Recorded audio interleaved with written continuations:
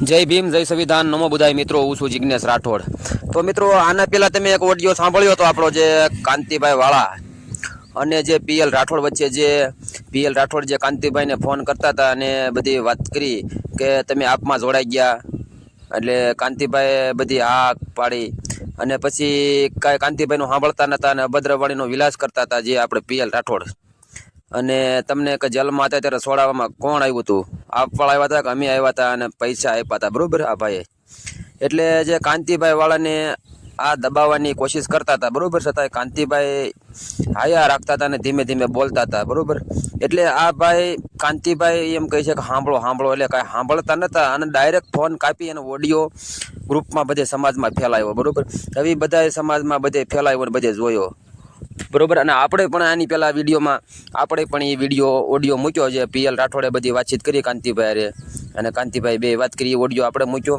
અને આપણે જે એ ઓડિયો મૂક્યો, બરોબર, એની પાછળ આપણો પણ વિડીયો કાંતિભાઈ આપણે ફોન કર્યો હતો, એ પણ આપણે ઓડિયો મૂક્યો, બરોબર, આપણે યુટ્યુબ ચેનલની અંદર. અને જે આજે આપણે પીએલ રાઠોડને ફોન કર્યો, બરોબર, જે આ કાંતિભાઈને જે માથે થૂકવાની વાત કરતા હતા અને અભદ્ર વાણીનો વિલાસ કરતા હતા અને જે આમ આદમી પાર્ટીમાં જોડાવા, ઓલી પાર્ટીમાં ગમે એ પક્ષમાં જોડાવા બાબતથી એ ફોન કર્યો હતો. અને આપણે આજે ફોન કર્યો, બરોબર?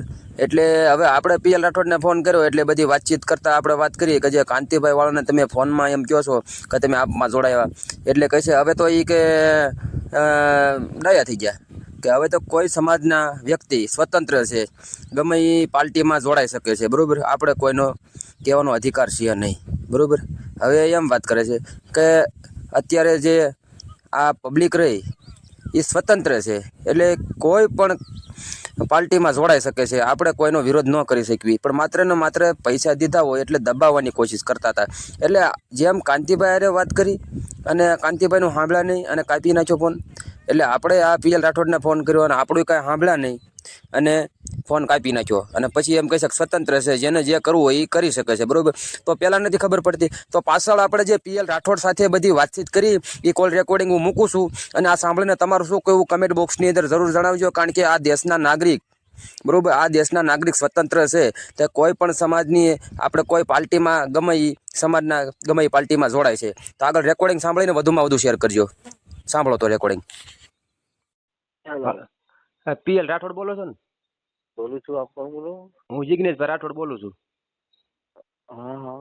આપણું ઓલું તમારું ઓલું કાંતિભાઈ નું તમારું રેકોર્ડિંગ વાયરલ થયું હતું વોટ્સઅપમાં, એ જ બોલો છો ને? હા. શું થયું પછી એમાં? શું હતું? એ ખાઈ નું હોય એમાં શું હોય? ઠપકો આપવાનો, બાકી દરેક માણસ સ્વતંત્ર છે જ્યાં જવું. ના ના, એ તો બરોબર છે, પણ હું તમને શું કહું છું, હવે તમે એમ કહો છો કે મેં ફેસબુકમાં જોયું અને જાણ્યું, એ તમે એમ કીધું કે એમાં તમે આપમાં જોડાનો, એટલે એ ભાઈ ધીમે ધીમે આ પાડે, બરોબર? પછી તમે એમ કે હું થૂકું છું ને તમે કાંઈક અભદ્ર વાણીનો વિલાસ કરો છો ને તમે એમ કીધું કે જ્યારે છોડાવવામાં ત્યારે કોણ આવ્યું હતું એમ બધું કીધું. એટલે એ તો શું છે, સમાજ હાટું થઈને 8.5 વર્ષ જેલમાં ગયા, બરોબર, કાંતિભાઈ વાળા. અને છોડાવવામાં કદાચ તમે ગયા હોય અને 50,000 કદાચ દીધા હોય તો એનો મિનિંગ એવું ન કરાય કે આ લોકોને દબાવવું. હા હા હા દબાવ એવું ન કરાય એમ. હા હા હા, કઈ વાંધો નહીં. અને મારે જે એની સાથે સંબંધ હતા ને એટલે મેં કીધું છે. એ તો બરોબર છે, પણ આમાં હું દબાવવાની વાત થાય. તમે રેકોર્ડિંગ દબાવવાની કોઈ વાત નથી. મારે મારે હગા નથી, મારે એને સામાજિક સંબંધો છે. સંબંધોની રીતે કીધી છે. અને મારી વાત સાંભળો, એ તો મેં મારી વાત સાંભળો, એ કઈ તમે મને સાંભળો, તમે એને સાંભળો.